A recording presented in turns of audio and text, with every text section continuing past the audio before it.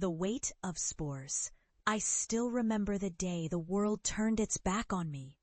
The whispers echoed in that sterile lab, my lab, where I had devoted my life to studying something that others deemed absurd. When news of the fungal outbreak emerged, I was the first to sound the alarm. Instead of gratitude, I met with ridicule. My colleagues laughed behind closed doors, and my family, they were worse. "Look at him," my uncle scoffed during Thanksgiving dinner as I brought up the dark, veiled world of fungi. "You've lost your mind, haven't you? Chasing shadows in the dirt?" I felt the heat of shame creep up my neck, but I pressed on. "You don't understand. These spores, they're not just organisms. They have a consciousness. They can infect more than just our bodies." "Delusional," my mother whispered, shaking her head. "We're worried for you, dear. You're obsessed with this nonsense." The weight of their disbelief crushed me, but I couldn't let it go. I could feel the truth pulsating beneath the surface, waiting to be unearthed. The truth about mycology, the darkness it could reveal, an ancient, unseen horror. I devoted myself to my studies, delving deeper into the supernatural connections of fungi. Years passed. I became a pariah, a ghost wandering through academia, haunted by the laughter of those who shared my blood. I had to prove them wrong, to uncover the hidden reality that they so desperately wanted to ignore. And so I pursued the paranormal threads of mycology, mapping cursed territories and documenting haunted spores.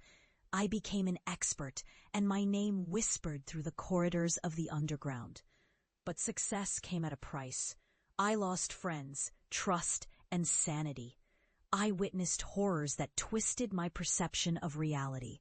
I learned to see the spores' influence, how they seeped into the minds of the unsuspecting, warping their thoughts, leading them to madness. Then one day, I stumbled upon the site of the outbreak. The lab was abandoned, left to decay as nature crept in. I felt its pull, the urge to uncover its secrets. As I ventured inside, the air thickened with spores, glistening like a malevolent mist. I knew I shouldn't breathe it in, but I did. I inhaled deeply, and the world shifted. Visions flooded my mind, faces twisted in agony, shadows dancing in the corners of my vision. I saw my family, their scornful faces. But they morphed into something grotesque, something that gnawed at the edges of my sanity. After that day, I returned home, no longer the mockery of my family, but a man burdened with knowledge so profound it could shatter their reality. I had achieved recognition, but it was a haunting crown. I was no longer an outcast. I was a warning. As I stood on the doorstep of my childhood home, I felt the familiar sting of resentment. I could hear their voices inside, laughter mingled with the scent of family warmth. I steeled myself, ready to confront the very people who had condemned my passion. When I entered, their laughter faltered. My mother looked up first, her eyes widening in shock. My father's face twisted in confusion, and my uncle's smile faded as he recognized the man I had become. "Look who finally decided to join us," my uncle said, a forced chuckle escaping his lips. "The mad scientist returns." His words hung in the air, heavy with irony. I stepped further into the room, feeling the spores cling to me, a second skin, an aura of dread. My family shifted uncomfortably, and I could see the fear creeping into their eyes. "Something you need to see." They exchanged glances, uncertainty thickening the air. I uncorked the vial and let a single drop fall to the floor. It hit the wooden boards with a soft plop, and the moment it touched the ground, the transformation began. The floorboards warped, twisting and curling as if they were alive. Fungal tendrils erupted, spreading outwards, creeping up the walls like veins. The spores released a foul odor. And I watched as the very essence of my research manifested before their eyes, an unholy bloom of consciousness. My family gasped, stepping back, their faces pale as they witnessed the horrors I had faced. "This is what you ridiculed," I said, my voice echoing like a chant. "These fungi can infect minds. They can twist perception. They can consume you." Panic erupted.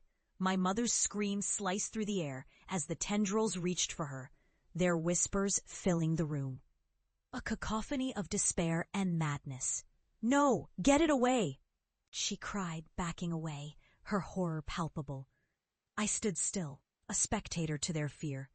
I had endured this, faced the darkness alone, while they dismissed me. Now, they stood on the precipice of understanding, and I felt no satisfaction, only a deep, heavy sadness. "Why?" my father implored, his voice trembling. "Why would you do this?" "Because you wouldn't listen," I replied, the truth woven into my words. "You made me into a monster in your eyes. But I've survived what you couldn't even fathom, and now you see the truth." The tendrils slithered closer, and I felt the weight of their disbelief bear down upon them. They were trapped in their own making. The spores encircled them, a living testament to the darkness I had faced and the knowledge I now possessed. As the horrors unfolded, I turned away. I had come to confront my family, to show them the reality they had scoffed at, but I could not bear to watch as they grappled with their folly. I stepped back outside into the cool night air, leaving them to their reckoning. The laughter of my family faded behind me, replaced by the whispers of the spores echoing in my mind. I had become what they feared, a vessel of truth in a world of denial. I had won, but at what cost? In the end, the weight of their disbelief had transformed into something monstrous, something that would haunt them forever, an eternal reminder of the horrors lurking in the shadows of ignorance. And as I walked